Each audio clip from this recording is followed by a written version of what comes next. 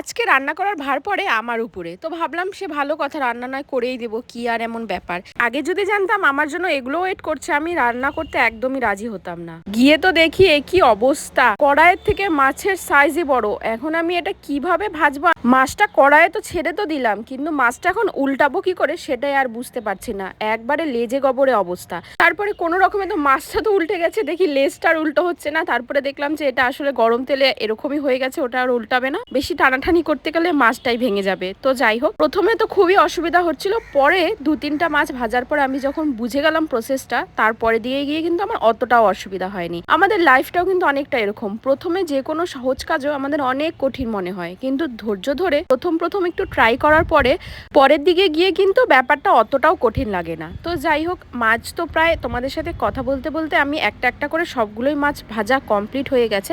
এখন আমার মাছের তরকারি করার পালা। আর এদিকে আমি এক কড়াই মাছটা ভাজতে ভাজতে অন্য কড়াইয়ে মশলা টশলাগুলো আগে থেকেই কষিয়ে জল দিয়ে রেখেছিলাম। তো ওটাও অলমোস্ট প্রায় ফুটেই গেছে। আমি এখন মাছগুলা ছেড়ে দিলেই আমার কাজ শেষ। আর রান্না করতে আমি রাজি হব না বাবা। একদিন রান্না করতে এসে আমার শিক্ষা হয়ে গেছে। তো এই কড়াইটা কিন্তু অনেক বড়, তাও দেখো কড়াইয়ে মাছগুলো আসছে না, এতটা বড় ছিল মাছগুলো। তো যাই হোক, প্রথমে দেখে তো আমি ভেবেছিলাম আমি ভেঙে ঠেঙে একাকার করে দেব, কিন্তু না, ভগবান ভগবান করে আমি সুন্দর করে মাছের তরকারিটা রান্না করেছি। আর এই মাছ ভাজতে গিয়ে লেজে গবরে কাদের হয় তারা কিন্তু অবশ্যই কমেন্টে জানাবে। আর আমার মাছের ঝোলও অলমোস্ট ফুটে গেছে, এখন এটা নামিয়ে আমি গরম গরম ভাত খাবো। দেখা হচ্ছে তোমাদের সাথে নেক্সট একটা ভিডিওতে, ততক্ষণের জন্য টাটা। ভিডিওটা ভালো লাগলে অবশ্যই একটি লাইক করে দিও, চ্যানেলে নতুন হয়ে থাকলে চ্যানেলটা সাবস্ক্রাইব করে পাশে থেকো।